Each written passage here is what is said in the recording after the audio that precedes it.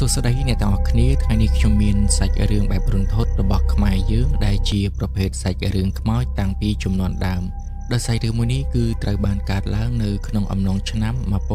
1809ជាសម័យកាលមួយដែលប្រជាជនខ្មែរយើងស្ទើរតែទាំងអស់ជឿទៅលើវត្ថុស័ក្តិសិទ្ធិឬក៏ពពួកខ្មោចព្រាយបិសាចជាពិសេសគឺសម្បូរទៅដោយអ្នកដែលចូលចិត្តលេងនៅមន្តអាគមឬក៏ប្រើនៅមន្តអាគមហេតុនេះហើយរឿងរ៉ាវដែលតាក់ទងជាមួយនឹងវិញ្ញាណគឺត្រូវបានគ្របដណ្ដប់ទៅលើសតិអារម្មណ៍ឬក៏ផ្នត់គំនិតរបស់ប្រជាជនខ្មែររបស់យើងកាលពីសម័យនោះទាំងស្រុងហូតធ្វើឲ្យមានរឿងរ៉ាវមួយត្រូវបានកើតឡើងគឺកើតឡើងនៅក្នុងវត្តមួយដែលនៅក្នុងភូមិដែលជាហេតុធ្វើឲ្យអ្នកភូមិដែលរស់នៅជិតវត្តនោះមានការភ័យខ្លាចព្រោះតែនៅក្នុងយុគមួយហ្នឹងគឺមានព្រះសង្ឃហើយនិងយាយជីមួយចំនួនគឺត្រូវបានស្លាប់ដោយមិនដឹងពីមូលហេតុប៉ុន្តែចំណែកត្រង់ថាការស្លាប់របស់លោកនៅក្នុងវត្តទាំងមូលបែរជាគ្មានអ្នកណាដឹងទាល់តែសោះទម្រាំតែដឹងនឹងគឺសារសពចាប់ផ្ដើមស្អុយរលួយអស់បាត់ទៅហើយតែការស្លាប់ដោយមិនមានមនុស្សបានដឹងបែបនេះដែលជាហេតុធ្វើឲ្យមិនមានអ្នកធ្វើបុណ្យត្រឹមត្រូវនោះទេហើយវិញ្ញាណរបស់ពួកគេក៏បានប្រែក្លាយទៅជាវិញ្ញាណខ្មោចតៃហោងធ្វើការលំបន្លាចអ្នកភូមិតែម្ដង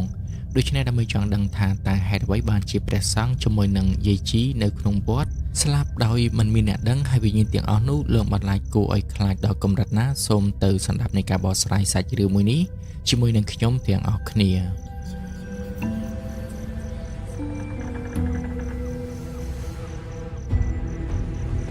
ផ្ដើមនៃសាច់រឿងដំបូងនិយាយអំពីលោកពូ3នាក់ដែលម្នាក់ហ្នឹងគឺមានឈ្មោះថារឿនម្នាក់ទៀតគឺមានឈ្មោះថាសាន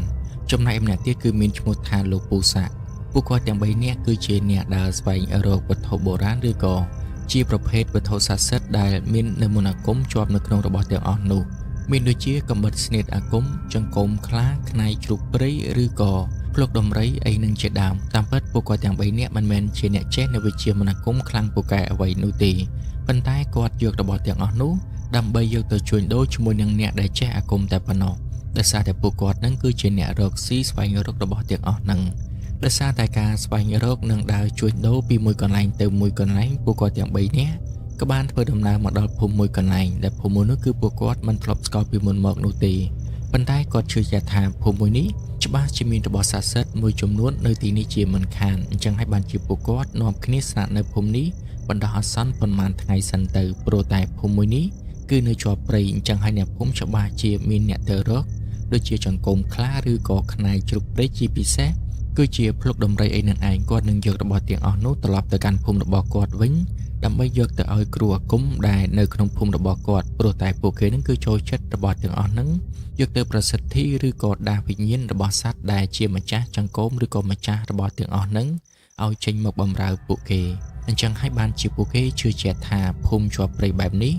100% ច្បាស់ជាមានរបស់ទាំងអស់ហ្នឹងជាមិនខានអញ្ចឹងពួកគាត់ស្នាក់នៅទីនេះបណ្ដោះអាសន្នសិនទៅចោះពួកគាត់នឹងស៊ើបរកមើលថាអ្នកណាគេគឺជាអ្នកមានរបស់ទាំងអស់ហ្នឹងពួកគាត់នឹងធ្វើការដោះដូរជាមួយនឹងប្រាក់ជាច្រើនឬក៏របស់មួយចំនួនដែលគាត់រកបាននៅពេលដែលគាត់ធ្វើដំណើរនៅតាមផ្លូវហើយនៅពេលដែលគាត់មកដល់និងស្នាក់នៅក្នុងភូមិមួយនេះគាត់បានទៅអង្គុយផឹកស្រាលេងដើម្បីស្ដាប់អ្នកភូមិនៅទីនេះនិយាយគ្នាប៉ុន្តែមើលទៅអ្នកភូមិដូចជាមិនមានការទុកចិត្តជាមួយនឹងពួកគាត់ទាំង3នាក់នឹងនោះទេព្រោះអីពួកគាត់គឺសិតតែជាមនុស្សប្លែកមុខទាំងអស់ប៉ុន្តែបន្ទាប់ពីគាត់ធ្វើការបកស្រាយប្រាប់ថាគាត់គឺជាអ្នកដែលស្វែងរករបស់បុរាណឬក៏ជារបស់ដែលមានមន្តអាគមជាពិសេសគឺថាចង្កូមខ្លាឬក៏ខ្នែជ្រូកព្រៃអីហ្នឹងអ្នកភូមិពួកគេក៏លែងសូវជាមានការព្រួយបារម្ភចំពោះពួកគាត់ទាំង3នាក់ទៀតដែរហើយអ្នកភូមិក៏បានជជែកលេងជាមួយនឹងពួកគាត់ដោយសារតែដឹងថាលោកពូទាំង3នាក់នេះគឺមិនមែនជាមនុស្សអាក្រក់អ្វីនោះទេពួកគាត់មកនេះគឺប្រៀបដូចជាការដើរជួញដូររបស់អញ្ចឹងហើយនៅពេលដែលលោកពូទាំង3នាក់សួរទៅកាន់អ្នកភូមិថាតើមានអ្នកណាគេមានរបស់ស័ក្តិសិទ្ធិឬក៏របស់ដែលបានយកមកពីក្នុងព្រៃឬអត់ពេលនោះអ្នកភូមិបានប្រាប់ថានៅក្នុងភូមិមួយនេះគឺលែងមានរបស់ទាំងអស់ហ្នឹងជាយូរឆ្នាំណាស់មកហើយការពិតដំបូងឡើយគឺពិតជាធ្លាប់មានអ្នកឡើងព្រៃដើម្បីទៅរករបស់ទាំងអស់ហ្នឹងពិតមែនប៉ុន្តែមួយរយៈកន្លងមកនេះគឺมันមានទៀតនោះទេបន្ទាប់ពីនិយាយដល់នេះហើយលោកពូម្នាក់ហ្នឹងគាត់បែរជាបានដកដង្ហើមធំនិងសម្លឹងមើលទៅកាន់ព្រៃនៅពេលដែលឃើញបែបនេះលោកពូទាំង3នាក់គាត់ពិតជាមានការងឿងឆ្ងល់ជាខ្លាំងហេតុអ្វីបានជាលោកពូម្នាក់ហ្នឹងនិយាយដល់ត្រង់ចំណុចហ្នឹងបែរជាឈប់និយាយព្រមទាំងដកដង្ហើមធំថែមទៀតដោយសារតែមិនអស់ចិត្តគិតថាមើលទៅប្រហែលជាមានរឿងអ្វីកើតឡើងពួកគាត់ទាំង3នាក់បានជីកសួរថាតើនៅក្នុងភូមិនេះធ្លាប់មានរឿងអ្វីកើតឡើងបានជាលោកបងនិយាយដល់ត្រង់ចំណុចនេះ ត ស្រាប់តែឈប់និយាយដល់ដង្ហើមធំបែបនេះអញ្ចឹងចំណែកលោកពូម្នាក់នោះគាត់បាននិយាយថាការពិតទៅគាត់មិនចង់លាក់នោះទេនៅក្នុងភូមិមួយនេះធ្លាប់មានរឿងរ៉ាវដែលគួរឲ្យខ្លាចមួយបានកើតឡើងរហូតធ្វើឲ្យរឿងរ៉ាវមួយនេះបានដកជាប់នៅក្នុងខួរក្បាលរបស់អ្នកភូមិនេះធ្វើឲ្យគ្រប់គ្នាមិនអាចបំភ្លេចនៅរឿងរ៉ាវនឹងបាននោះទេបន្ទាប់ពីបានឮបរិសម្នាក់ដែលជាអ្នកភូមិនោះនិយាយអញ្ចឹងធ្វើឲ្យលោកពូទាំង3នាក់គាត់មានចិត្តឆ្ងល់កាន់តែខ្លាំងគាត់បាននិយាយថាតើមានរឿងអ្វីទៅតើលោកបងអាចជួយប្រាប់ពួកយើងទាំង3បានឬក៏អត់ហើយដោយបានជាអ្នកភូមិមានការខ្លាចរអារហូតដល់មិនអាចបំភ្លេចរឿងរ៉ាវទាំងអស់ដែលបានកើតឡើងនៅក្នុងភូមិនេះបាន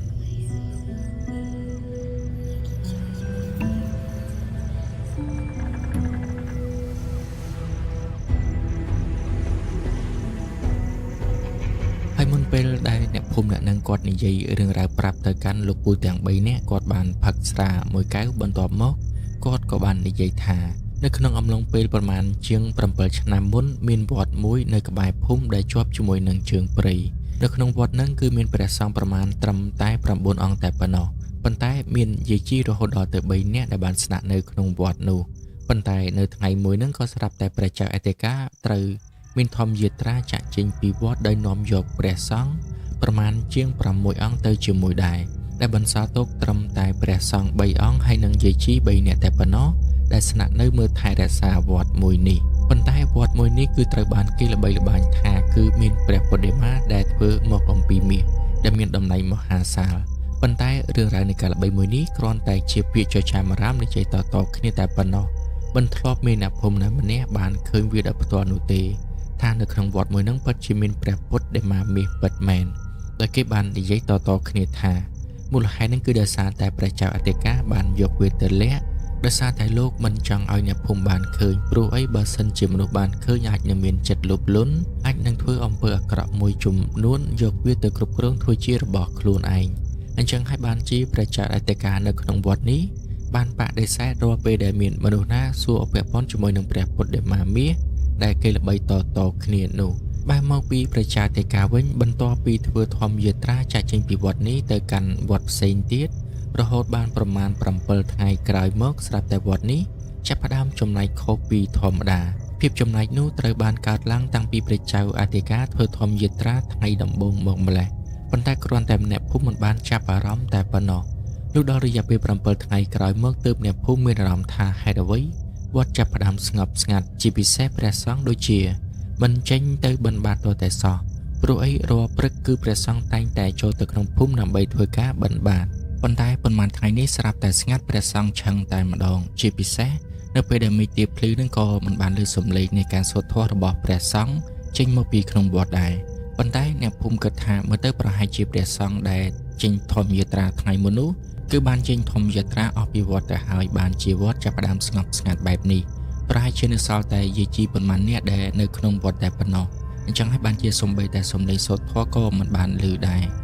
ហើយនេះអ្នកភូមិទាំងអស់គ្មាននរណាម្នាក់យកចិត្តទុកដាក់ចំពោះរឿងនឹងនោះទេលុះដល់ពីថ្ងៃក្រោយមកទៀតមានក្មេងៗនៅក្នុងភូមិប្រមាណជាង2ទៅ3នាក់វាដើរចូលទៅបាញ់សត្វនៅក្បែរវត្តហើយស្រាប់តែមួយសន្ទុះក្រោយមកវាបែរជារត់ត្រឡប់មកវិញទាំងភ័យស្លន់ស្លោនិងស្រែកឲ្យអ្នកភូមិជួយធ្វើឲ្យអ្នកភូមិមានការភ្ញាក់ផ្អើលយ៉ាងខ្លាំងមិនដឹងថាតើពួកវាមានរឿងអ្វីនោះទេដំបូងឡើយអ្នកខ្លះគិតថាពួកវាអាចនឹងជួបជាមួយនឹងសត្វកាយសាហាវនៅក្នុងព្រៃដែលវាចូលទៅបរបាញ់សត្វនោះប៉ុន្តែផ្ទុយពីការគិតរបស់អ្នកភូមិក្មេងៗទាំងអស់បាននិយាយប្រាប់ថានៅក្នុងវត្តពួកគេបានឃើញមានព្រះសង្ឃនិងយាយជីបានស្លាប់បាត់អស់ទៅហើយសាកសពរបស់ពួកគេក៏ស្អុយរលួយថែមទៀតផងនៅពេលដែលឮបែបនេះអ្នកភូមិគិតថាក្មេងៗគ្រាន់តែនិយាយកុហកពួកគេលេងតែប៉ុណ្ណោះហើយក៏បានស្ដីបន្ទោសឲ្យពួកក្មេងៗទាំងអស់នោះថាមិនគួរយកព្រះសង្ឃមកលេងសើចបែបនេះឡើយបើសិនជាចង់លេងសើចតែគ្នាពួកឯងទៅ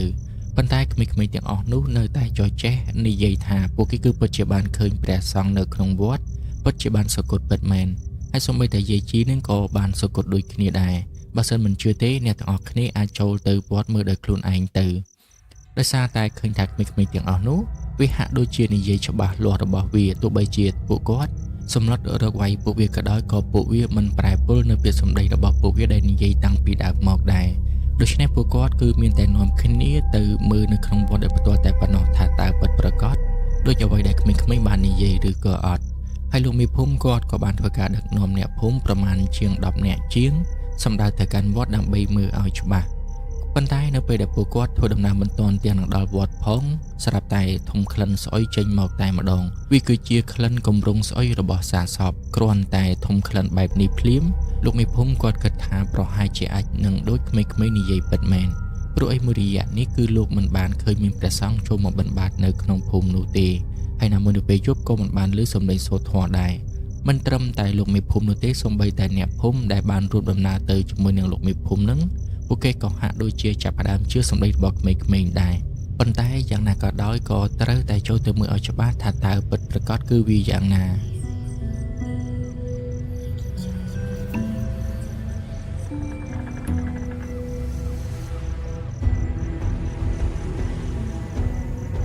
នៅពេលដែលលោកមេភូមិហើយនិងអ្នកភូមិចូលទៅដល់កាន់តែជិតក្លិនស្អុយកាន់តែខ្លាំងទៅពួកគាត់ស្ទើរតែទ្រាំមិនបានប៉ុន្តែពួកគាត់បាននាំគ្នាបិទច្រមុះនិងដើរចូលទៅខាងក្នុងដើម្បីមើលឲ្យច្បាស់ប៉ុន្តែនៅពេលដែលកំពុងតែដើរបណ្ដើរលោកមេភូមិហើយនិងអ្នកភូមិនោះក៏បានធ្វើការស្រែកហៅដូនជីឬក៏ព្រះសង្ឃនៅក្នុងវត្តដែរប៉ុន្តែហាក់ដូចជាមិនបានឮសំឡេងឆ្លើយតបមកវិញទាល់តែសោះដែលធ្វើឲ្យគ្រប់គ្នាមានអារម្មណ៍កាន់តែច្បាស់ថាមើលទៅក្នុងវត្តមួយនេះគ្មានមនុស្សរស់នៅទៀតនោះទេបើមិនចឹងច្បាស់ជាមានអ្នកចេញមកជាមិនខានជាពិសេសស្លឹកឈើឬក៏សម្រាមនឹងគឺបានរប៉ាត់របាយគ្មានអ្នកបោះសម្អាតឡើយប៉ុន្តែគ្រាន់តែសម្រាមទាំងអស់នោះវាមិនទាន់ច្រើនប៉ុន្មាននោះទេលុះដល់ពេលដែលគ្រប់គ្នាដើរចូលទៅដល់ក្នុងវត្តតែម្ដងមិនត្រឹមតែធំក្លិនស្អុយគម្រោងខ្មោចនោះទេថែមទាំងធំក្លិនឆ្អាបឈាមនៅទីនេះថែមទៀតដោយសារតែក្លិនទាំងអស់នោះធ្វើឲ្យអ្នកភូមិមួយចំនួនដែលមិនអាចទ្រាំបាននឹងបានក្អួតនិងរត់ចេញត្រឡប់ទៅខាងក្រៅវិញនឹងយករឿងមួយនេះប្រាប់ទៅកាន់អ្នកភូមិផ្សេងទៀតដែលកំពុងតែរងចាំស្ដាប់ចម្លើយចំណែកឯលោកមេភូមិនិងអ្នកភូមិមួយចំនួនទៀតបាននាំគ្នាចូលទៅខាងក្នុងដើម្បីពិនិត្យមើលឲ្យច្បាស់ហើយនៅពេលដែលចូលទៅទើបដឹងថាការពិតព្រះសង្ឃហើយនិងយាយជីនឹងគឺត្រូវបានស្លាប់បាត់អស់ទៅហើយព្រះសង្ឃចំនួន3អង្គជាមួយនឹងយាយជី3នាក់គឺបានដេកស្លាប់នៅក្នុងវត្តយ៉ាងអាណោចអាធមអ្វីដែលកាន់តែចម្លែកទៀតនោះពួកគាត់បែរជាទៅដេកស្លាប់នៅក្នុងវិហារជុំគ្នាតែម្ដងប៉ុន្តែគ្រាន់តែឃើញថាដូចជាមានស្នាមអូ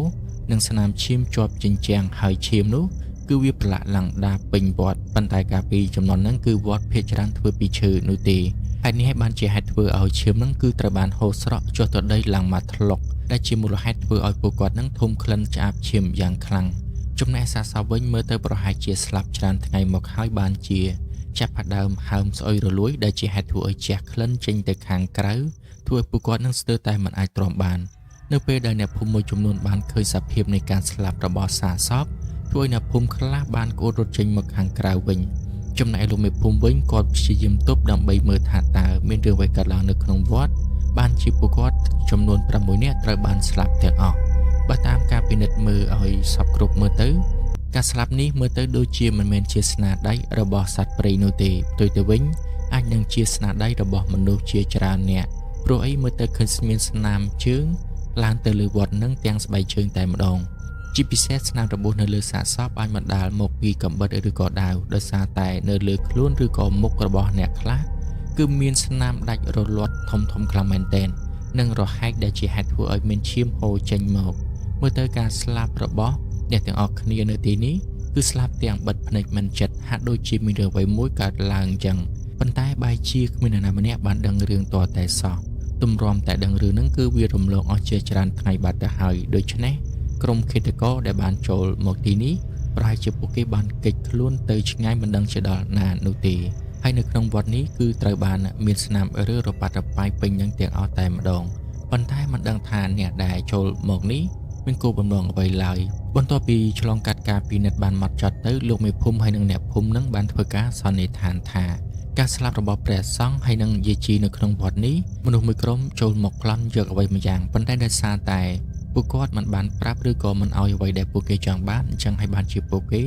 សម្លាប់ពួកគាត់ចោលតែម្ដងទៅហើយណាមួយក្រុមឃាតករអាចនឹងជាមនុស្សដែលព្រះសង្ឃឬក៏យាយជីស្គាល់មុខថែមទៀតអញ្ចឹងហើយបានជាពួកគេសម្លាប់បណ្ឌិតមាត់ចោល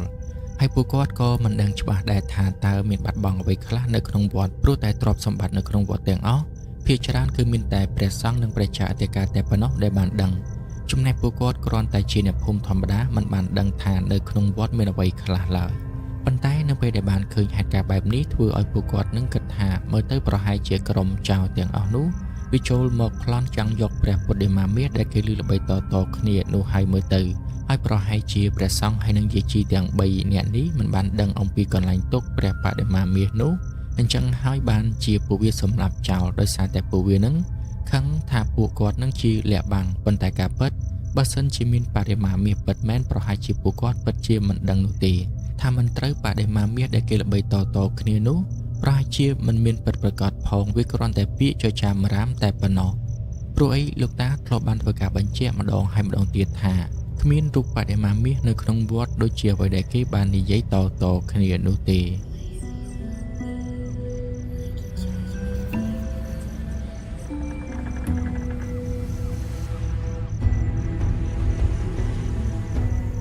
ប៉ុន្តែដោយសារតែពាក្យចចាមរាមមួយនេះធ្វើឲ្យមនុស្សនឹងគឺកើតចិត្តទៅជាប្រែតសូម្បីតែព្រះសង្ឃក៏ហ៊ានលើកដៃសម្លាប់ដែរមិនដឹងថាបាបធ្ងន់យ៉ាងណានោះទេនៅពេលដែលស្លាប់ទៅនឹងច្បាស់ជាចូលទៅក្នុងនរកនឹងមិនមានថ្ងៃរួចផុតឡើយរឿងរ៉ាវទាំងអស់គ្រាន់តែជាការសន្និដ្ឋានរបស់លោកមេភូមិហើយនិងអ្នកភូមិដែលបានធ្វើដំណើរទៅជាមួយនឹងគាត់តែប៉ុណ្ណោះប៉ុន្តែបន្ទាប់ពីខាងអាជ្ញាធរមកចុះធ្វើកសោបវិច័យទៅឃើញថាពិតជាមានក្រុមចោរចូលមកប្លន់និងសម្លាប់ព្រះសង្ឃជាមួយនឹងយាយជីពិតមែន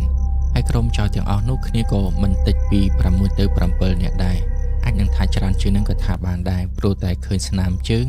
ក៏រៀងច្រើនគួរសមហើយណាមួយមនុស្សរហូតដល់ទៅ6នាក់បែរជាត្រូវបានក្រុមចោរទាំងអស់នោះគ្រប់គ្រងបានទាំងអស់និងសម្លាប់ចោលជាពិសេសនៅក្នុងវត្តនេះទាំងមូលមិនថាកុដិឬក៏វិហារនោះទេគឺត្រូវបានពួកវារុះរើគ្រប់ទីកន្លែងទាំងអស់គឺមិនគ្មានសល់ចំណុចណាឡើយមិនដឹងថាពួកវាអាចយកអ្វីបានទៅខ្លះនោះទេប៉ុន្តែដោយសារតែរឿងរ៉ាវវាកើតឡើងជាច្រើនថ្ងៃទៅហើយបើសិនជាចង់ទៅតាមរកពួកវានឹងក៏មិនមែនជារឿងងាយស្រួលដែរចំណែកឯរឿងនៅសេសសល់ទៀតលោកមេភូមិនិងអ្នកភូមិនឹងបានរួមដៃគ្នាដើម្បីចាត់ចែងសពនេះឲ្យបានត្រឹមត្រូវប៉ុន្តែដោយសារតែព្រះសង្ឃឬក៏ព្រះចៅតិកាដែលបានធ្វើធម្មយាត្រាចេញទៅនឹងមិនទាន់ត្រឡប់មកវិញ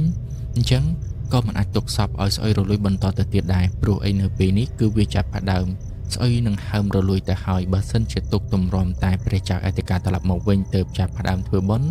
មិនដឹងថាពេលណានោះទេហើយសពនោះក៏ចាប់ផ្ដើមរលួយទៅអញ្ចឹងអ្នកភូមិគឺបានធ្វើការបូជាដោយខ្លួនឯងតែម្ដងទៅគឺបានបូជានៅក្នុងបរិវេណវត្តនឹងឯងបន្ទាប់ពីសពនោះត្រូវបានធ្វើការបូជាហើយអ្នកភូមិក៏លែងហ៊ានចូលទៅវត្តនោះបន្តទៅទៀតដែរដោយសារតែពេលនេះគឺគ្មានមនុស្សរស់នៅក្នុងវត្តនេះសូម្បីតែម្នាក់អ្នកភូមិគឺមានតែរងចាំព្រះសង្ឃដែលធ្វើធម្មយាត្រាត្រឡប់មកវិញតែប៉ុណ្ណោះប៉ុន្តែនៅពេលយប់ឡើងចូលមកដល់អ្នកភូមិក៏ចាប់ផ្ដើមមានការខ្លាចរអាដោយសារតែអ្នកភូមិតែងតែឮសំឡេងសូរធម៌ចេញពីក្នុងវត្តនោះមកទាំងដែលគ្រប់គ្នាបានដឹងហើយថានៅក្នុងវត្តនោះគ្មានព្រះសង្ឃគង់នៅទៀតនោះទេ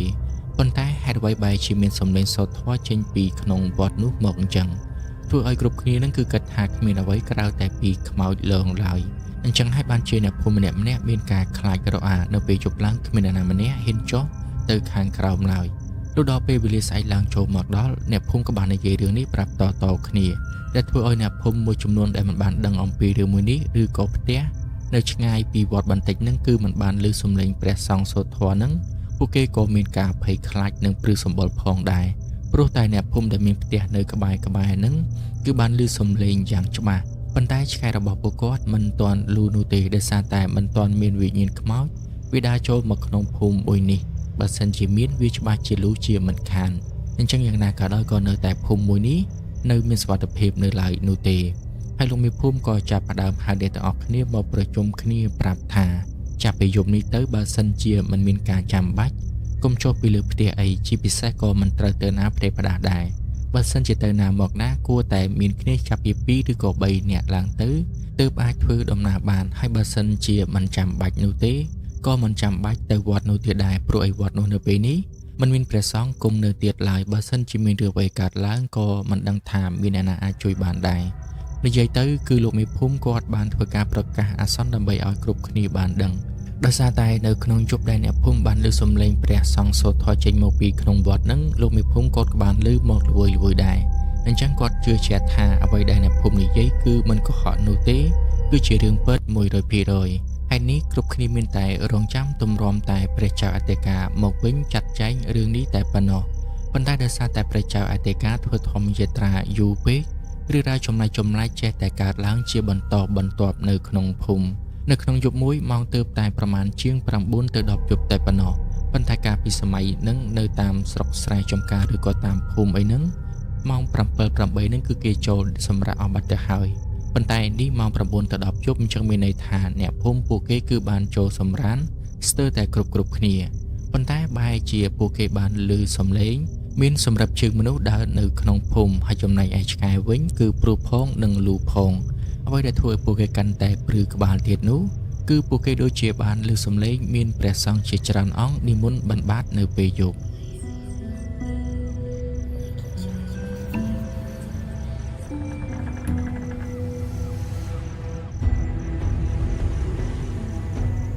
នៅក្នុងភូមិទាំងមូលឆ្កែចាប់ផ្ដើមលូឡើងត្រហឹងស្របពេលដែលមានព្រះសង្ឃជាច្រើនអង្គកំពុងតែ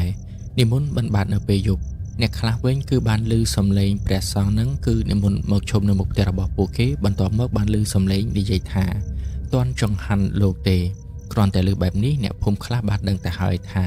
ព្រះសង្ឃដែលបិណ្ឌបាតនៅពេលយប់នោះគឺមិនមែនជាមនុស្សឡើយព្រោះអីច្បាប់របស់ព្រះសង្ឃមិនដែលអនុញ្ញាតឲ្យនិមន្តបិណ្ឌបាតនៅពេលយប់នោះទេអ្នកខ្លះវិញគឺឆ្ងល់ខ្លាំងពេកក៏បានអើតមើលហើយគឺពិតជាបានឃើញថាមានព្រះសង្ឃពិតជានិមន្តបិណ្ឌបាតនៅពេលយប់ពិតមែន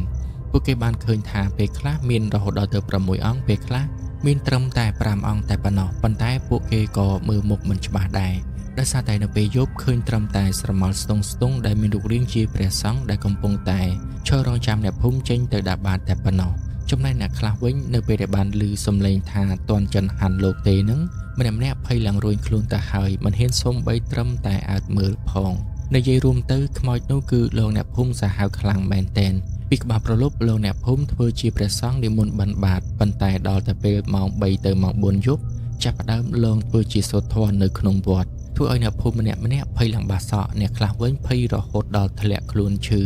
ហើយសូម្បីតែទៅក្បែរវត្តនោះក៏លែងហ៊ានទៅទៀតដែរដោយសារតែគ្រប់គ្នាបានដឹងហើយថាវត្តនោះគឺពោពេញទៅដោយវិញ្ញាណខ្មោចអាចនឹងជាវិញ្ញាណរបស់យាយជី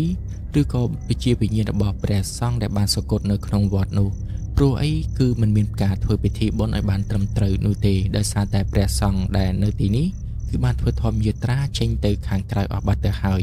មិនដឹងថាតើពេលណាទើបវិលត្រឡប់មកវិញនោះទេអញ្ចឹងគឺមានតែទ្រាំទម្រាំតែព្រះចៅអធិការដឹកនាំព្រះសង្ឃដែលបាននិមន្តចេញទៅនោះត្រឡប់មកវិញតែប៉ុណ្ណោះប៉ុន្តែនៅក្នុងអំឡុងពេលនេះប្រជាជនភាគច្រើនគឺស្ថិតនៅក្នុងភាពភ័យខ្លាចពួកគេរស់នៅមិនបានសុខសាន្តដោយកាលពីលើកមុនទៀតនោះទេហើយរឿងរ៉ាវដែលធ្វើឲ្យអ្នកភូមិស្ដាប់ហើយព្រឺសម្បុរទាំងថ្ងៃសូម្បីតែទៅចិត្តវត្តនោះនៅពេលថ្ងៃមេឃភ្លឺនឹងក៏មិនហ៊ានទៅដែរគឺដោយសារតែនៅពេលមួយនឹងគឺមានបរិសម្នាក់ដែលគាត់គឺជាព្រានព្រៃប៉ុន្តែគាត់មិនមែនជាព្រានព្រៃដែលខ្លាំងពូកែឬក៏ព្រានព្រៃដែលចេះនៅវិជ្ជាអាគមអ្វីខ្លាំងក្លានោះទេ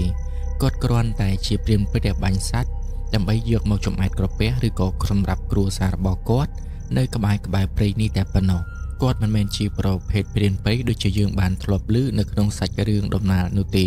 ព្រោះអីគាត់គ្រាន់តែជាប្រជាជនធម្មតាមុខរបររបស់គាត់ធ្វើស្រែនិងចម្ការហើយនៅពេលដែលគាត់ទំនេរដៃអំពីការងារទាំងអស់នោះគាត់ក៏ឆ្លៀតពេលចូលទៅក្នុងព្រៃក្បែរនេះដើម្បីបរបាញ់សត្វយកសាច់យកគ្រាន់តែយកមកផ្គត់ផ្គង់គ្រួសារបណ្ដោះអាសន្នអញ្ចឹងហើយគាត់មិនមែនជាព្រានព្រៃខ្លាំងពូកែអ្វីឡើយនៅថ្ងៃមួយគាត់បានកាន់ស្នាដែលគាត់កែច្នៃដោយខ្លួនឯងនឹងចូលទៅក្នុងព្រៃ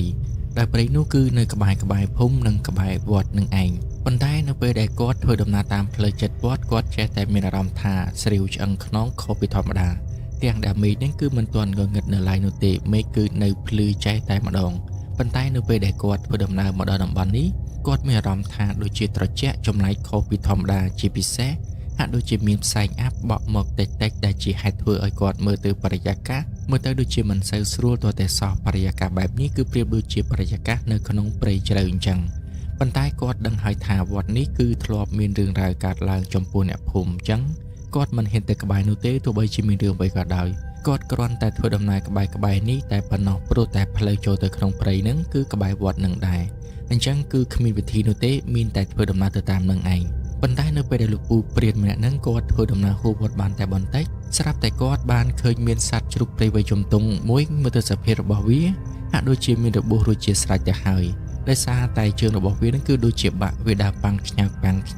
សំដៅចូលទៅក្នុងវត្តនៅពេលដែលឃើញបែបនេះលោកពូព្រានម្នាក់ហ្នឹងគឺគាត់ចាប់ផ្ដើមមានចិត្តរំភើបជាខ្លាំងព្រោះអីគាត់មិនទាន់ទាំងនឹងបានដើរចូលទៅក្នុងព្រៃរាងជ្រៅផងស្រាប់តែគាត់បានឃើញមានលៀបកាត់មុខរបស់គាត់បាត់ទៅហើយឃើញបែបនេះគាត់គិតនៅក្នុងចិត្តថាគាត់នឹងចូលទៅតាមវានិងបាញ់វាយកមកតែម្ដងមិនបាច់ចាំពិបាកចូលទៅក្នុងព្រៃជ្រៅអ្វីនោះទេ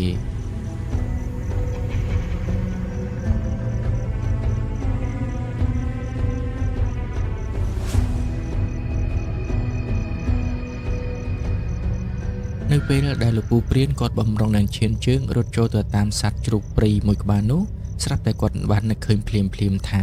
នៅក្នុងវត្តនេះអ្នកណាគេក៏ដឹងដែរថាមានខ្មោចលងហើយវត្តនេះក៏លែងមានមនុស្សចេញចូលអស់រយៈពេលជាច្រើនថ្ងៃមកហើយអញ្ចឹងបើសិនជាគាត់ចូលទៅក្នុងវត្តហ្នឹងគាត់ខ្លាចថា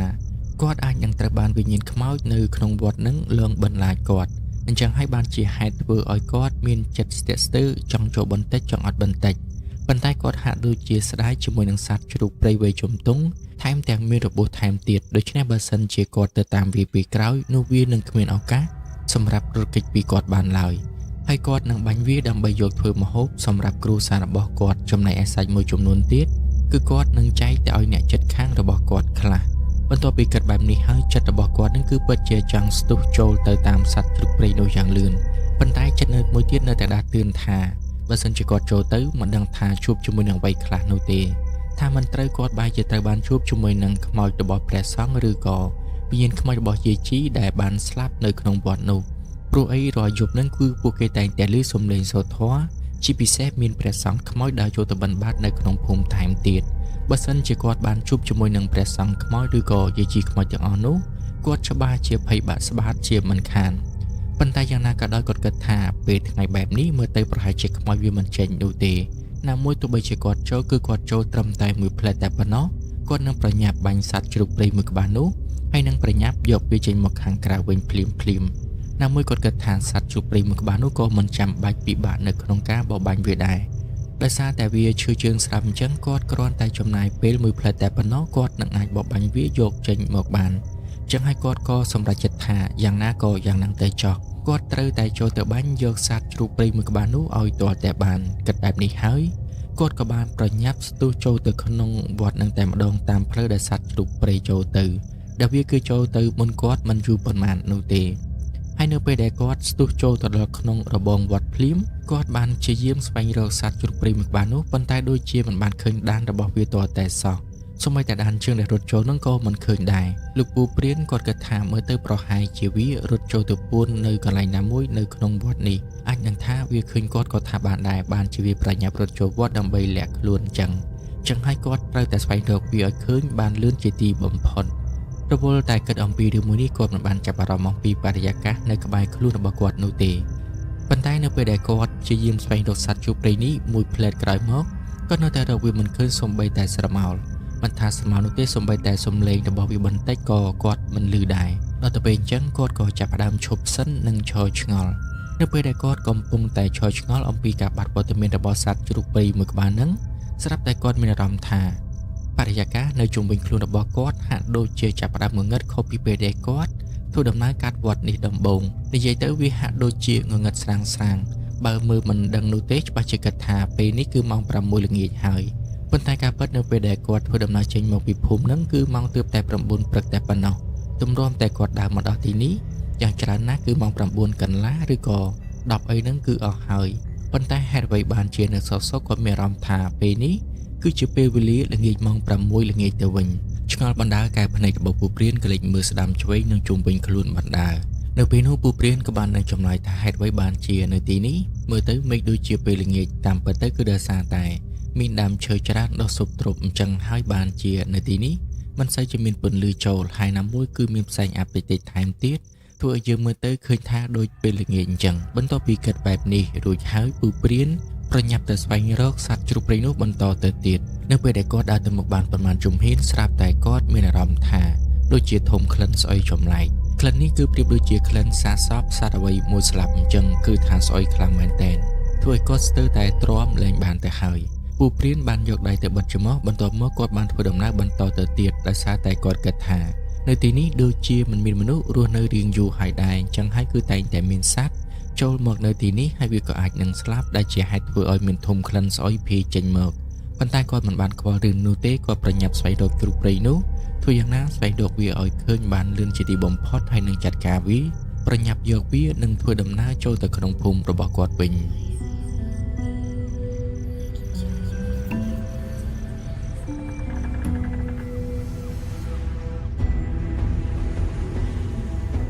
នៅពេលដែលពូព្រានព្យាយាមស្វែងរកវាគាត់ចេះតែឮសំឡេងសត្វជ្រូកព្រៃនៅក្នុងបរិវេណវត្តនេះប៉ុន្តែគាត់រកវាមិនឃើញទាល់តែសោះប៉ុន្តែឮតែសំឡេងម្ដងឮនៅខាងនេះម្ដងឮនៅខាងនោះដែលធ្វើឲ្យពូព្រាននឹងឆ្ងល់ថាតើវានៅកន្លែងណាឲ្យពិតប្រាកដទៅបន្ទាប់ពីស្វែងរកបានមួយផ្លែតក្រោយមកទៀតគាត់ចេះតែមានអារម្មណ៍ថាមានខ្យល់ត្រជាក់បក់មកប៉ះរាងកាយរបស់គាត់ធ្វើឲ្យគាត់ចាប់ផ្ដើមព្រឺសម្បុរខ្ញាក់ព្រមទាំងបានព្រឺឆ្អឹងខ្នងផងដែរប៉ុន្តែគាត់គិតថានេះវាគ្រាន់តែជារឿងធម្មតារបស់ធម្មជាតិតែប៉ុណ្ណោះនៅពេលដែលមានខ្យល់ត្រជាក់បក់មកប៉ះខ្លួនរបស់មនុស្សយើងច្បាស់ជាព្រឺសម្បុរជាមិនខានដោយសារតែគាត់មានអារម្មណ៍កាន់តែមិនស្រួលទៅគាត់នៅតែព្យាយាមស្វែងរកសត្វជ្រូកព្រៃនេះឲ្យបានលឿនទៅតាមអ្វីដែលគាត់អាចធ្វើទៅបានប៉ុន្តែនៅពេលដែលគាត់បន្តស្វែងរកបន្តទៅទៀតគាត់ក៏បានឈានជើងទៅដល់វិហារវត្តតែម្ដងដោយគាត់មិនទាន់បានមកដល់កន្លែងនេះនោះទេនៅពេលដែលពូព្រានឈានជើងដល់មុខវិហារពូព្រានមានអារម្មណ៍ថាហាក់ដូចជាញ័រដៃញ័រជើងខុសពីធម្មតាហើយគាត់ក៏មិនទាន់បានមកដល់កន្លែងនេះដែរក្រៅតែពីហ្នឹងគឺគាត់បានដើររកសពអស់បាត់ទៅហើយធ្វើឲ្យពូព្រានគិតថាមើលទៅប្រហែលជាជ្រូកនោះវាចូលទៅក្នុងវិហារនឹងឯងចឹងហើយបានជាគាត់រកវានៅខាងក្រៅមិនឃើញទាល់តែសោះចំណែកឯវិហារនោះវិញគឺធ្វើមិនខ្ពស់ពីដីប៉ុន្មាននោះទេគឺត្រឹមតែ3ទៅ4កាំចន្តាតែប៉ុណ្ណោះនឹងដល់ហើយអញ្ចឹងហើយបានជាពូព្រានគិតថាសត្វជ្រូកព្រៃមួយក្បាលហ្នឹងគឺវាបានឡើងទៅលើវិហារនឹងឯងបន្ទាប់មកពូព្រានគាត់ក៏បំរុងនឹងឈានជើងឡើងទៅលើវិហារនោះដើម្បីស្វែងរកវាប៉ុន្តែសុកស្រាប់តែគាត់បានឮសំឡេងរត់នៅពីក្រោយខ្នងរបស់គាត់ឬបែបនេះពូព្រានប្រញាប់ក៏លេចមើលយ៉ាងលឿនប៉ុន្តែនៅពេលដែលគាត់ងាកមើលទៅហាក់ដូចជាមិនបានឃើញអ្វីទាំងអស់សូម្បីតែសត្វព្រៃឬក៏សត្វអ្វីមួយក្បាលក៏មិនឃើញដែរប៉ុន្តែអំបញ្ញមិញពូព្រានពិតជាបានឮសំឡេងសម្រាប់ជើងរត់ពីក្រោយខ្នងរបស់គាត់យ៉ាងច្បាស់ប៉ុន្តែហេតុអ្វីបានជាពេលនេះវាមិនឃើញអ្វីទាំងអស់ទៅវិញដោយសារតែមើលមិនឃើញចឹងក៏មិនបានខ្វល់ច្រើនដែរគាត់បានបែរខ្នងត្រឡប់ទៅវិញបំរុងនឹងឈានជើងឡើងទៅលើវិហារប៉ុន្តែនៅពេលនោះស្រាប់តែបង្អួចកត់ឈើមួយដែលនៅជិតនឹងបិទឬសូរក្តាំងធ្វើឲ្យពូព្រានគាត់ភ្ញាក់ស្ទើរតែបេះដូងរបស់គាត់នឹងលោតចេញមកខាងក្រៅទៅហើយចំណែកភ្លើងរបស់គាត់វិញក៏ស្ទើរតែហោះចេញផងដែរនៅពេលដែលមនុស្សកំពុងតែខ្លាចស្រោពេលជាមួយនឹងបរិយាកាសស្ងាត់បែបនេះទៀតបែរជាលឺសំឡេងបែបនឹងទៅវិញអ្នកណាគេក៏ភ័យដូចតែគ្នាដែរប៉ុន្តែនៅពេលដែលពូព្រានគាត់ងាកមើលទៅកាន់បង្អួចដែលបានបិទដោយខ្លួនឯងនោះក៏ដូចជាមិនបានឃើញអ្វីនោះទេពូព្រានគាត់គិតថាប្រហែលជាមកពីខ្យល់ហើយមើលទៅប៉ុន្តែបាញ់មិញក៏ដូចជាមិនមានខ្យល់ខ្លាំង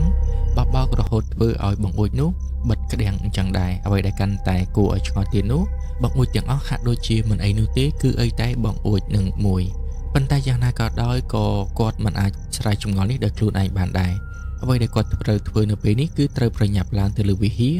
បើសិនជាឃើញសត្វជ្រូកនោះក៏ប្រញាប់បាញ់វាប៉ុន្តែបើសិនជាមិនឃើញនោះទេក៏ប្រញាប់ចុះមកខាងក្រោមវិញដូច្នេះគាត់ក៏បានបែរមុខឡើងទៅលើវិហារតែម្ដងនៅពេលដែលពូព្រានគាត់ឈានជើងជន់ប៉ះចំជាមួយនឹងកម្មចន្ទដាបានតែមួយកម្មតែប៉ុណ្ណោះពូព្រានមានអារម្មណ៍ថាកន្ទុយភ្នែករបស់គាត់ដូចជាបានឃើញមានមនុស្សម្នាក់កំពុងតែឈរនៅមាត់បង្អួចសម្លឹងមើលមកកាន់គាត់គឺជាបង្អួចដែលឮសំឡេងឮសូរក្តាំងអំបញ្ញមិញនឹងឯងធ្វើឲ្យពូព្រានគាត់ឈប់សកម្មភាពភ្លាមគាត់គិតថាគាត់នឹងងាកមើលទៅកាន់បង្អួចនោះប៉ុន្តែក្នុងចិត្តរបស់គាត់ហាក់ដូចជាមានអារម្មណ៍មិនស្រួលនោះទេគាត់លួចគិតនៅក្នុងចិត្តថាចុះបើសិនជាគាត់ងាកទៅស្រាប់តែបានឃើញវិញ្ញាណខ្មោចដែលគេល្បីថាលងអ្នកភូមិទាំងយប់ទាំងថ្ងៃនោះតើគាត់គួរតែធ្វើបែបណាទៅឬក៏គាត់ត្រូវគាំងបេះដូងស្លាប់នៅទីនេះប៉ុន្តែយ៉ាងណាក៏ដោយគឺដើម្បីឲ្យគាត់បានដឹងកាន់តែច្បាស់ពូព្រានគឺមានតែសម្រេចចិត្តងាកមើលទៅកាន់បង្អួចនោះតែប៉ុណ្ណោះដើម្បីឲ្យដឹងច្បាស់ថាតើអ្វីឲ្យពិតប្រាកដកុំឲ្យចេះតែបង្កើតសាច់រឿងដោយអារម្មណ៍របស់ខ្លួនឯងនិងបន្លាចខ្លួនឯងបន្ទាប់ពីគិតបែបនេះហើយពូព្រានគាត់ប្រញាប់ងាកមើលទៅកាន់បង្អួចយ៉ាងលឿនប៉ុន្តែហាក់ដូចជាមិនបានឃើញអ្វីទាំងអស់ក្រៅតែពីកត់ចាស់មួយដែលបង្អួចត្រូវបានបើកចោលហើយនៅខាងក្នុង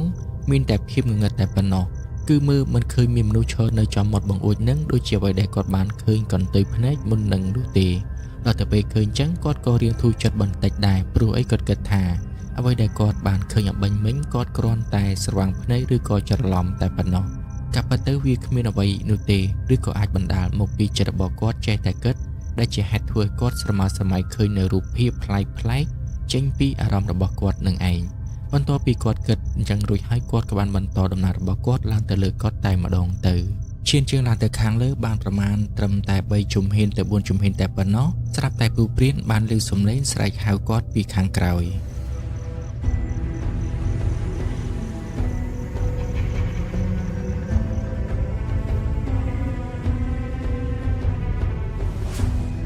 នៅពេលដែលបានឮសំឡេងមនុស្សស្រីស្រែកហៅគាត់ពូព្រានគាត់ក៏បានឈប់ឈរត្រឹងពេលនោះពូព្រានចាប់ផ្ដើមគិតនៅក្នុងចិត្តថាតាំងពីពេលដែលដើរចូលមកក្នុងវត្តនេះដូចជាមិនបានឃើញមនុស្សណាម្នាក់នោះទេ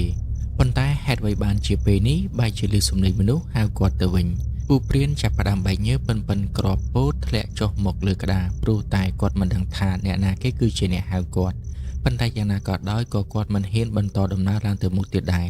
គាត់ត្រូវតែដោះស្រាយជាមួយនឹងសំឡេងនោះជាមុនសិនដោយសារតែគាត់អំបញ្ញមិញនឹងគឺឮសំឡេងច្បាស់ពេកអញ្ចឹងគាត់មានតែកលេចមើលទៅខាងក្រោយខ្នងរបស់គាត់តែប៉ុណ្ណោះដើម្បីចង់ដឹងថាតើអ្នកណាគេគឺជាអ្នកហៅគាត់ឲ្យពិតប្រាកដប៉ុន្តែបន្ទាប់ពីពូព្រានគាត់ងាកក្រោយមកស្រាប់តែមិនបានឃើញអ្វីទាំងអស់ក្រៅតែពីផ្សែងអាប់តិចៗលាយឡំជាមួយនឹងខ្យល់បក់បោកស្លឹកឈើរសាត់ចុះរសាត់ឡើងឃើញបែបនេះគាត់ក៏ឆ្ងល់ដែរគាត់ព្យាយាមពិនិត្យមើលបរិវេណជុំវិញនេះទាំងមូលប៉ុន្តែហាក់ដូចជាមិនបានឃើញអ្វីនោះទេទោះបីជាពេលនេះពូព្រានហាក់ដូចជាមានស្មារតីរឹងមាំប៉ុន្តែការពិតទៅជើងនិងដៃរបស់គាត់នឹងចាប់ផ្ដើមញាស់រួចបាត់ទៅហើយពូព្រានបានលួចគិតនៅក្នុងចិត្តថាបើសិនជាបានដឹងថាជួបរឿងបែបនេះគាត់នឹងមិនសម្រេចចិត្តចូលមកក្នុងវត្តតាមជ្រូកព្រៃមួយក្បាលនឹងនោះទេប៉ុន្តែបើសិនជាគាត់សម្រេចចិត្តរត់ចេញទៅទាំងបែបនេះគេច្បាស់ជាដឹងថាគាត់ខ្លាចគេខ្លាំងអញ្ចឹងហើយប្រហែលជាគេនឹងបង្ហាញខ្លួនឲ្យគាត់បានឃើញឬក៏តាមគាត់ពីក្រោយហើយនេះឲ្យគាត់ធ្វើជាក្លាហានសុខចិត្តមិនចេញពីនឹងដោយភាពភ័យខ្លាចឡើយបើសិនជាគាត់ចេញទៅក៏គាត់មានលេសអ្វីមួយសម្រាប់ដើរចេញទៅខាងក្រៅវិញដែរអញ្ចឹងហើយគាត់ក៏បានបន្តដំណើររបស់គាត់ឡើងទៅខាងលើវិហារនោះបន្តទៅទៀតព្រោះអីគាត់គិតថាបើសិនជាសត្វជ្រូកព្រៃមួយក្បាលហ្នឹងវាពិតជារត់ឡើងទៅលើវិហារនោះពិតមែនគាត់នឹងបាញ់សម្លាប់វាហើយនឹងសែងយកសាកសពរបស់វាដើម្បីចាក់ចេញពីទីនេះធ្វើដូចជាគាត់មិនខ្លាចអ្វីសោះអញ្ចឹងបន្ទាប់ពីគិតបែបហ្នឹងហើយគាត់ក៏បានបែកខ្នងត្រឡប់មកវិញនិងបន្តដំណើររបស់គាត់ឡើងទៅលើវិហារបន្តគាត់ឈានបានពី3ជំហានទៀតគាត់ក៏បានឡើងទៅដល់លើវិហារល្មមបំរុងនឹងធ្វើដំណើរទៅមុខទៀតហើយប៉ុន្តែសំឡេងដែលគាត់បានឮហៅគាត់អំបញ្ញមិញហ្នឹងស្រាប់តែពេលនេះបែរជាបានឮម្ដងទៀតគឺវាបានរសាត់ចូលទៅក្នុងត្រចៀករបស់ពូព្រានដែលធ្វើឲ្យគាត់បានស្ដាប់សំឡេងនោះហើយធ្វើឲ្យរោមដៃនិងរោមជើងរបស់គាត់ចាប់ផ្ដើមបាក់ខ្ញាដោយសារតែពេលដែលគាត់ឮសំឡេងនោះមុននឹងបន្តិចងាកទៅបែរជាមិនបានឃើញណាទាំងអស់ប៉ុន្តែហេតុអ្វីបានជានៅពេលនេះវាបែរជាឮសំឡេងនឹងម្ដងទៀតអញ្ចឹង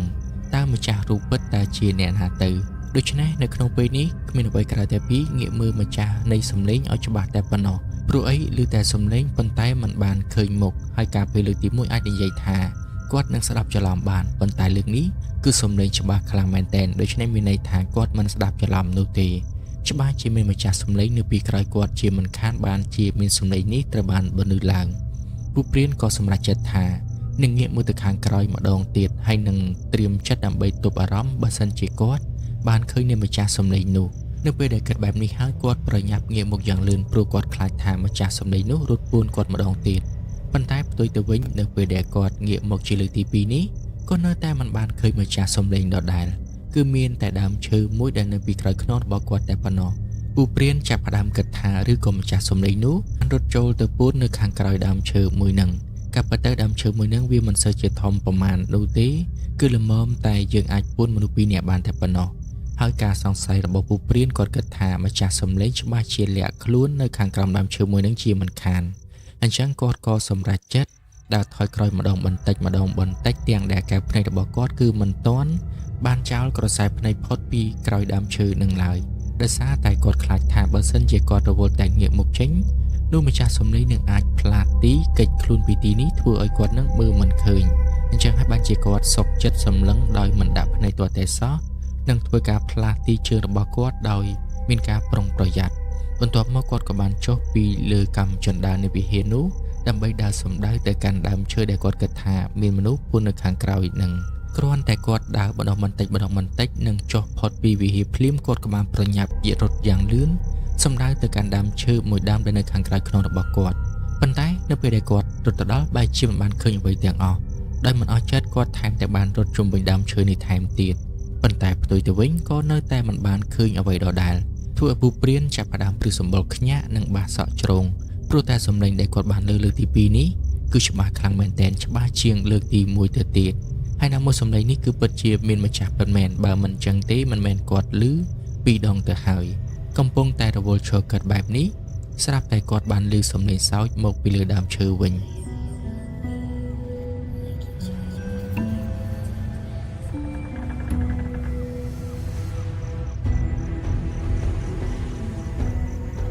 នៅពេលដែលបានឮសំឡេងសើចចេញមកពីខាងលើដើមឈើដែលនៅលើក្បាលរបស់គាត់ពូព្រានមិនទាន់ហ៊ានងើយមុខឡើងទៅមើលខាងលើភ្លាមនោះទេដោយដំបូងឡើយគាត់គិតថាសំឡេងនោះមិនមែនជាសំឡេងមនុស្សឡើយអាចនឹងជាសំឡេងរបស់សត្វអ្វីមួយដែលវាយំនៅខាងលើព្រោះអីវាគ្មានមនុស្សឯណាបែរជាមកនៅលើដើមឈើបែបនឹងនោះទេប៉ុន្តែទោះបីជាយ៉ាងណាបើសិនជាមនុស្សឬក៏មិនមែនជាមនុស្សគឺមានតែមើលឲ្យច្បាស់តែប៉ុណ្ណោះពូព្រានសម្រេចចិត្តថានឹងងើយមុខមើលទៅខាងលើចង់ដឹងថាតែម្ចាស់សំឡេងនោះគឺជាអ្នកណាគេនៅពេលដែលពូព្រានគាត់ងើយមុខឡើងទៅខាងលើម្ដងបន្តិចតែគាត់បានឃើញច្បាស់ចេះនៅម្ចាស់សំឡេងដែលបានហៅគាត់ចំនួន2ដងព្រមទាំងម្ចាស់សំឡេងដែលបានសើចតិចនៅខាងលើក្បាលរបស់គាត់នឹងឯងការពិតគឺជាយាយជីម្នាក់ដែលកំពុងតែអង្គុយយល់ជើងនៅលើមេឈើនៅពីលើក្បាលរបស់គាត់មិនខ្ពស់ប៉ុន្មាននោះទេដោយគាត់កំពុងតែអង្គុយយល់ជើងនិងសើចមើលមកកាន់ពូព្រានព្រមទាំងក្រសែភ្នែកដែលមានកែវភ្នែកពណ៌ក្រហមផងដែរឃើញបែបនេះពូព្រានភ័យខ្លាំងមែនទែនគាត់បានស្រែកខ្លាំងថាជួយផងខ្មោចលង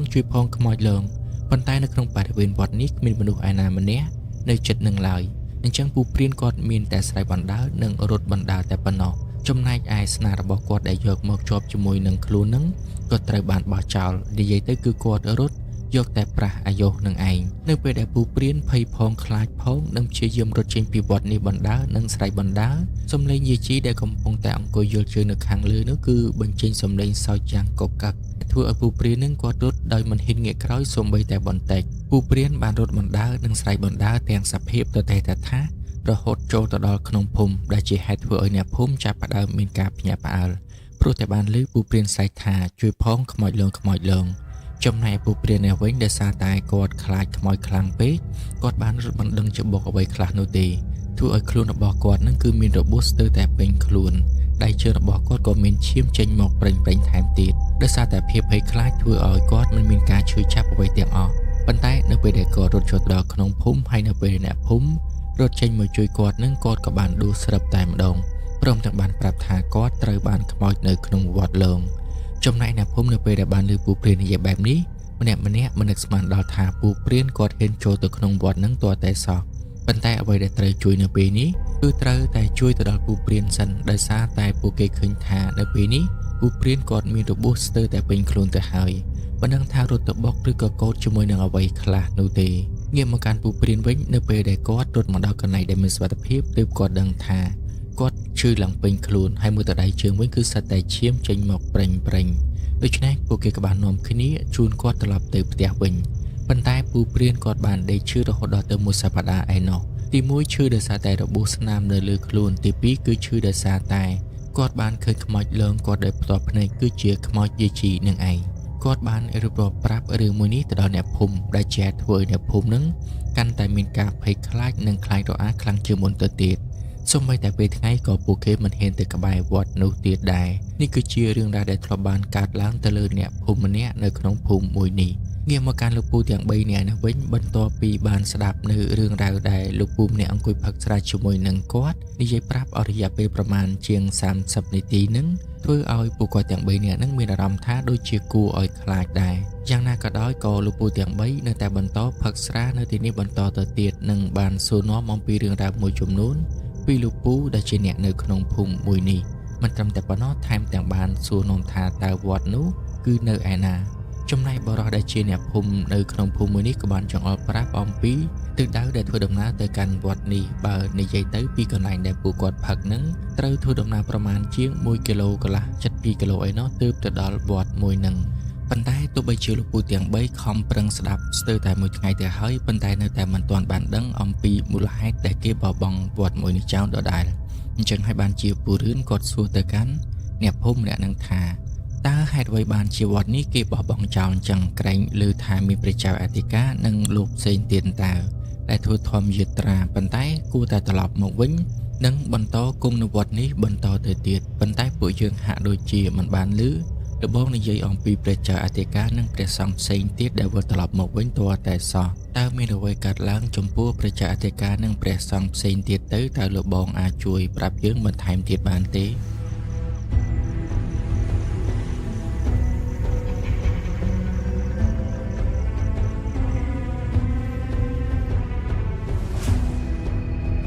បន្ទាប់ពីបានឮសំណួរបែបនេះហើយលោកពូដែលជាអ្នកភូមិអ្នកហ្នឹងគាត់ចាប់ផ្ដើមនឹកឃើញថាគាត់ពិតជាមិនបាននិយាយទៅដល់ចំណុចដែលព្រះចៅអធិការត្រឡប់មកវិញពិតមែនដូច្នេះគាត់បានរៀបរាប់បន្តទៀតថាការពិតទៅបន្ទាប់ពីការស្លាប់របស់ព្រះសង្ឃទាំង3អង្គនៅក្នុងវត្តជាមួយនឹងយាយជីទាំង3នាក់នោះរយៈពេល3សប្តាហ៍ក្រោយមកទើបព្រះចៅអធិការនិងព្រះសង្ឃផ្សេងទៀតធ្វើដំណើរត្រឡប់មកកាន់វត្តនេះវិញហើយនៅពេលដែលលោកទាំងអស់ឃើញថាវត្តស្ងប់ស្ងាត់អញ្ចឹង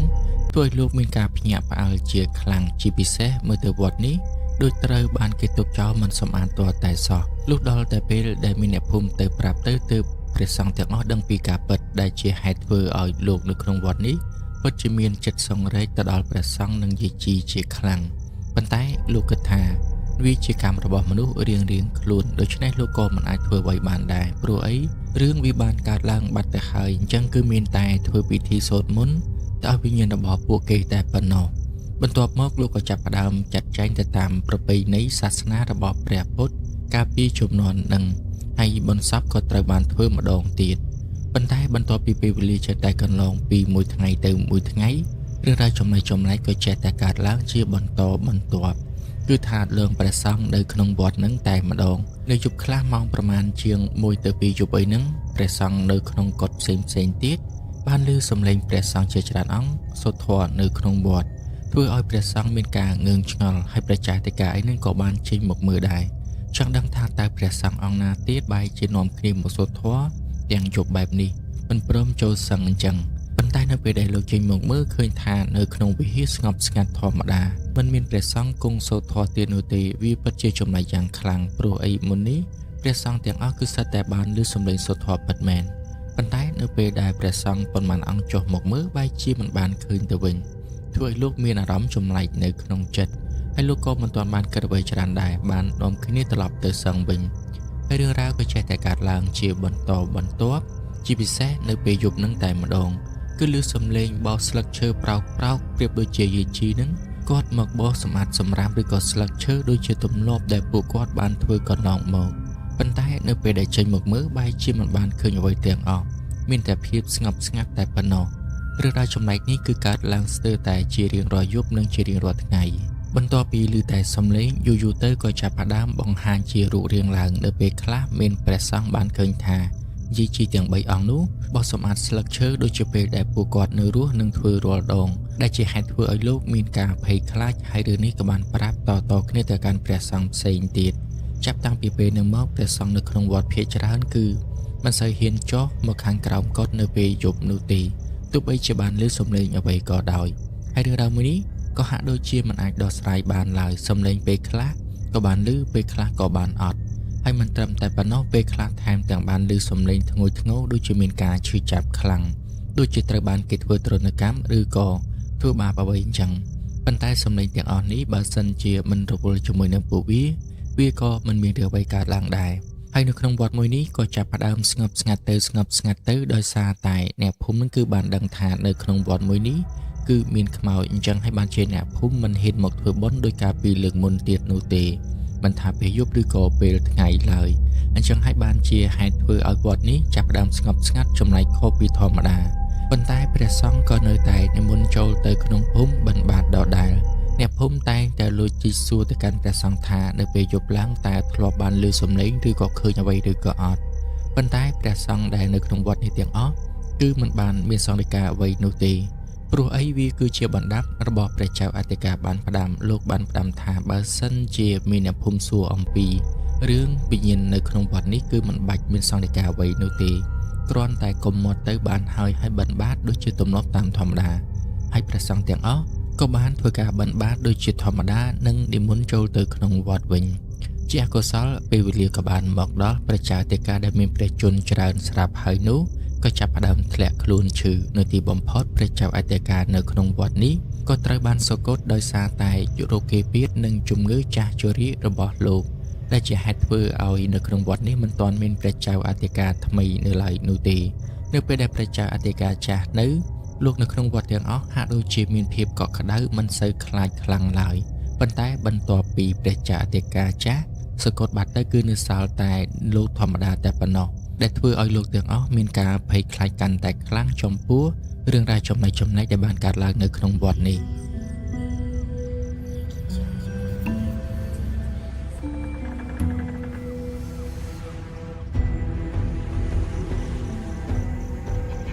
ហើយវត្តនេះជាបណ្ដោះអាសន្នគឺគ្មានព្រះចៅអធិការគ្រប់គ្រងនោះទេព្រោះតែគ្មានព្រះសង្ឃអង្គណាចង់ធ្វើព្រះចៅអធិការនៅក្នុងវត្តនេះឡើយព្រោះតែដឹងហើយថាវត្តនេះគឺធ្លាប់មានរឿងរ៉ាវអ្វីកើតឡើងព្រះសង្ឃដែលនៅទីនេះគឺចង់តែចាក់ចេញពីវត្តនេះតែប៉ុណ្ណោះបន្ទាប់ពីព្រះចៅអធិការបានសគត់ទៅពេលដែលព្រះចៅអធិការចាស់សគត់បាត់ទៅការលងបន្លាចគឺកាន់តែខ្លាំងក្លាជាងមុនទៅទៀតពេលខ្លះឮសំឡេងសូត្រធម៌ឡើងរងំធ្វើឲ្យព្រះសង្ឃនឹងគឺថាភ័យឡើងញ័រខ្លួនចំណែកអាយុខ្លះវិញឮសំឡេងទួញធ្ងោដូចជាសោកសង្រេងខ្លាំងណាស់បន្ទាប់ពីឮសំឡេងទួញធ្ងោក៏ស្រាប់តែឮសំឡេងសើចវិញនៅពេលដែលបានស្ដាប់នៅសំឡេងនេះម្ដងធ្វើឲ្យព្រះសង្ឃទាំងអស់ដែលគង់នៅក្នុងកុដិនឹងព្រឺសម្បល់ខ្ញាក់គ្មាននរណាម្នាក់ហ៊ានចេញមកខាងក្រៅនោះទេហើយយប់ខ្លះវិញគឺមានព្រះសង្ឃមួយអង្គនឹងគឺបានឃើញថាមានយាយជីអង្គុយនៅលើមេឃឈើថែមទៀតអ្នកដែលបានឃើញហេតុការណ៍នេះសម្រេចចិត្តធ្វើការផ្លាស់ប្ដូរវត្តចំណែកព្រះសង្ឃមួយចំនួនទៀតក៏សុខចិត្តសឹកតែម្ដងទោះបីជាគ្មានព្រះចៅអធិការក៏ដោយដោយសារតែវត្តនេះមើលទៅប្រហែលជាមិនអាចស្នាក់នៅបានបន្តទៅទៀតនោះទេដោយសារតែវិញ្ញាណខ្មោចនោះវាអុកឡុកលោកនៅក្នុងវត្តខ្លាំងពេកនៅទីបំផុតព្រះសង្ឃទាំងអស់ដែលនៅក្នុងវត្តមួយនេះក៏បាននាំគ្នាសម្រេចចិត្តចាកចេញពីវត្តនឹងតែម្ដងដែលទុកឲ្យវត្តនេះនៅទទេដោយគ្មានព្រះសង្ឃអង្គណាមួយហ៊ានទៅគង់នៅទៀតឡើយសូម្បីតែប្រជាជនធម្មតានឹងក៏មិនហ៊ានធ្វើដំណើរកាត់ទៀតដែរហើយវត្តមួយនេះក៏ត្រូវបានគេទុកចោលពីមួយខែទៅមួយខែពីមួយឆ្នាំទៅមួយឆ្នាំរហូតមកដល់ពេលនេះគឺរយៈពេល7ឆ្នាំទៅហើយនិយាយដល់ត្រឹមនេះលោកពូដែលជាអ្នកភូមិអ្នកហ្នឹងគាត់ក៏បានឈប់និយាយហើយគាត់បន្តផឹកស្រាបន្តទៅទៀត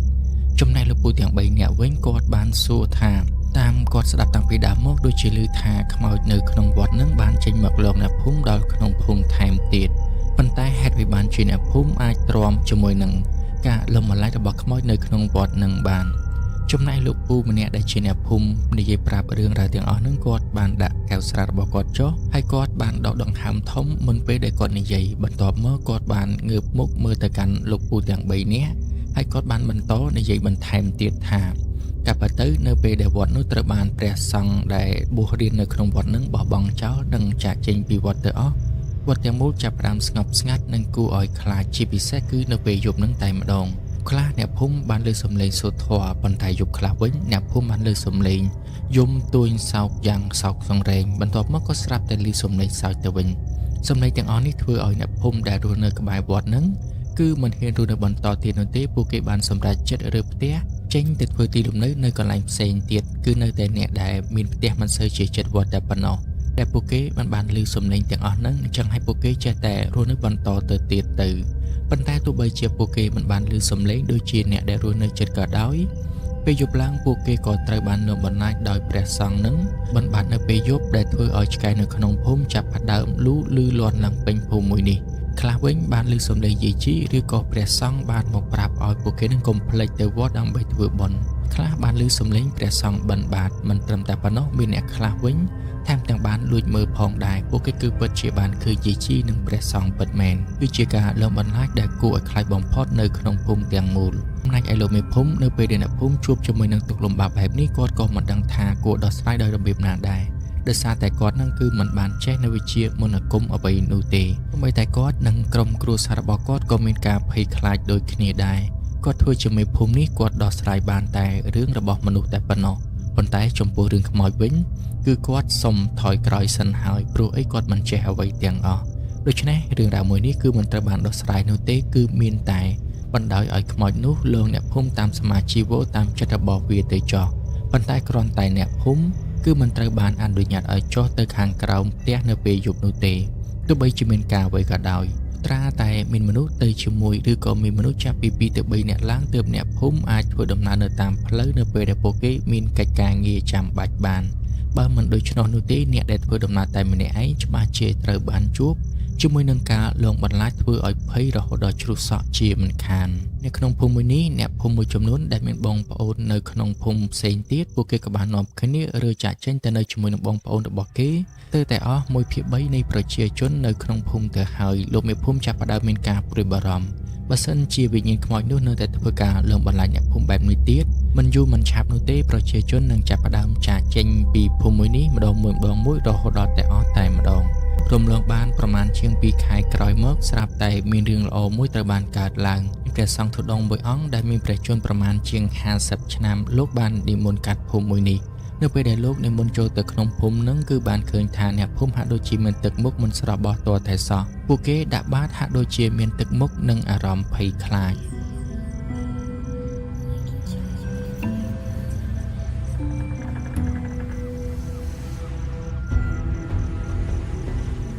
នៅពេលដែលឃើញចឹងព្រះសង្ឃធុដងអង្គនោះបានសួរទៅកាន់ប្រជាជនដែលបានដាក់បាតឲ្យលោកថាតើនៅក្នុងភូមិនេះមានរឿងអ្វីកើតឡើងព្រោះអីបើតាមលោកមើលទៅប្រជាជនហាក់ដូចជាមិនមានទឹកមុខស្រស់បោះទាល់តែសោះជាពិសេសតាមផ្ទះខ្លះគឺមិនមានមនុស្សរស់នៅថែមទៀតគឺមានតែសម្បកផ្ទះតែប៉ុណ្ណោះតើអាចប្រាប់អាត្មាបានទេមានរឿងអ្វីកើតឡើងទៅចំណែកឯអ្នកភូមិដែលជាអ្នកដាក់បាតឲ្យលោកនឹងក៏បានរៀបរាប់ប្រាប់តាមដំណើររឿងទាំងអស់តាំងពីដើមរហូតដល់ចប់ពាក់ព័ន្ធជាមួយនឹងវត្តដែលត្រូវបានគេបោះបង់ចោលនៅក្បែរភូមិនឹងឯង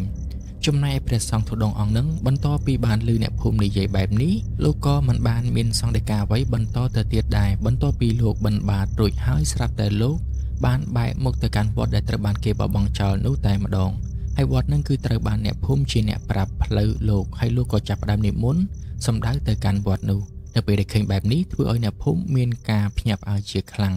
នឹងឆ្ងល់ថាតើព្រះសង្ឃធុដងអង្គនេះនិមន្តទៅកាន់វត្តនោះធ្វើអ្វីទៅព្រោះអីមិនមានព្រះសង្ឃគង់នៅក្នុងវត្តនឹងទៀតនោះទេប៉ុន្តែគ្រាន់តែអ្នកភូមិមិនហ៊ានសួរតែប៉ុណ្ណោះដោយសារតែលោកក៏មិនចូលចិត្តមានសង្ឃដីកាច្រើនដែរបន្ទាប់ពីឃើញព្រះសង្ឃនិមន្តទៅតាមផ្លូវនឹងហើយក៏ចាប់ផ្ដើមបាត់ឆឹងតែម្ដងអ្នកភូមិបានប្រាប់រឿងនេះតៗគ្នាហើយពួកគេក៏បាននាំគ្នាចាំអត់មើលពីមួយថ្ងៃទៅមួយថ្ងៃ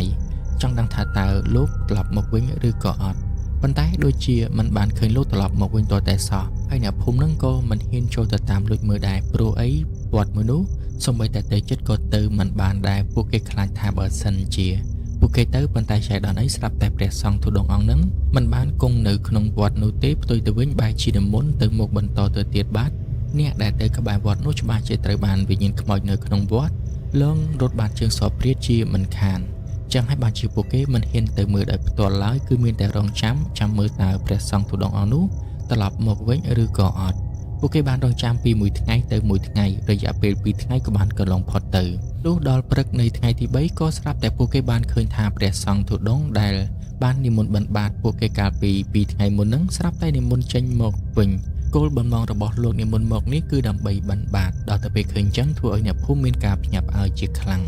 ហេតុអ្វីមើលទៅលោកហាក់ដូចជាមិនមានរឿងអ្វីទាល់តែសោះនិយាយទៅគឺទឹកមុខរបស់លោកស្រស់បោះដូចជាធម្មតា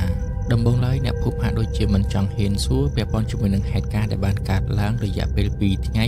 ដែលលោកទៅគង់នៅក្នុងវត្តគេបោះបង់ចោលនឹងនោះទេប៉ុន្តែដោយសារតែអ្នកភូមិភាគច្រើនមិនអស់ចិត្តនឹងចង់ដឹងអ្នកខ្លះបើសិនជាមិនបានដឹងទេគឺរសាប់រសល់នៅមិនសុខឡើយជាពិសេសនៅពេលយប់នៅពេលដែលលោកទៅគង់នៅក្នុងវត្តដែលត្រូវបានគេបោះបង់ចោលនោះឃើញថាវិញ្ញាណខ្មោចហាក់ដូចជាលែងមកលើបន្លាចពួកគេហើយក៏លែងបង្ហាញជាសំឡេងសូត្រធម៌ឲ្យពួកគេបានឮដោយការពីយប់ទូទៅទៀតហើយហាក់ដូចជាមានរឿងអ្វីមួយនៅពីក្រោយរឿងរ៉ាវទាំងអស់នេះអញ្ចឹងហើយបានជាអ្នកភូមិគឺមិនអស់ចិត្តនោះទេចង់ដឹងថាតើរឿងរ៉ាវនោះគឺវាយ៉ាងម៉េចទៅហើយអ្នកខ្លះមិនទុកចិត្តនោះទេមិនដឹងថាតើព្រះសង្ឃធុដងអង្គនោះបានកំចាត់វិញ្ញាណខ្មោចនៅក្នុងវត្តនឹងហើយឬនៅព្រោះឲ្យបើសិនជាមិនទាន់បានកំចាត់នោះទេនៅពេលដែលព្រះសង្ឃធុដងនិមន្តធុដងបន្តទៅទៀត នៅវិញ្ញាណខ្មោចនៅក្នុងវត្តមួយនឹងច្បាស់ជាចេញមកលងអ្នកភូមិបន្តទៀតជាមិនខាន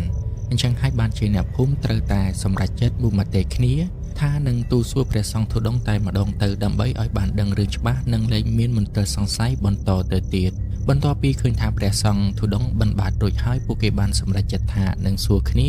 ទៅកាន់ព្រះសង្ឃធុដងពាក់ព័ន្ធជាមួយនឹងពេលវេលា2ថ្ងៃដែលលោកទៅគង់នៅទីនោះ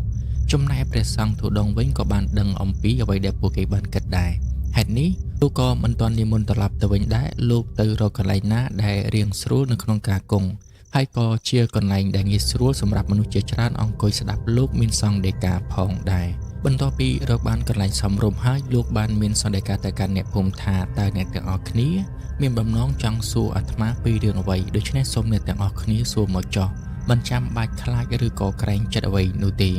ភ្លាមនោះលោកមេភូមិដែលជាអ្នកតំណាងអ្នកភូមិទាំងអស់ក៏បានធ្វើការគោរពទៅកាន់ព្រះសង្ឃធុដងបន្ទាប់មកក៏បានសួរពាក់ព័ន្ធជាមួយនឹងរឿងរ៉ាវពីយប់ពីថ្ងៃដែលលោកបានទៅគង់នៅក្នុងវត្តនោះថាតើបានជួបជាមួយនឹងហេតុការណ៍អ្វីខ្លះអ្វីដែលកាន់តែធ្វើឲ្យពួកគេឆ្ងល់ទៀតនោះគឺហេតុអ្វីបានជាបន្ទាប់ពីលោកទៅគង់នៅទីនោះស្រាប់តែវិញ្ញាណខ្មោចទាំងអស់នឹងហាក់ដូចជាលែងចេញមកលងបន្លាចអ្នកភូមិបន្តទៅទៀតហើយ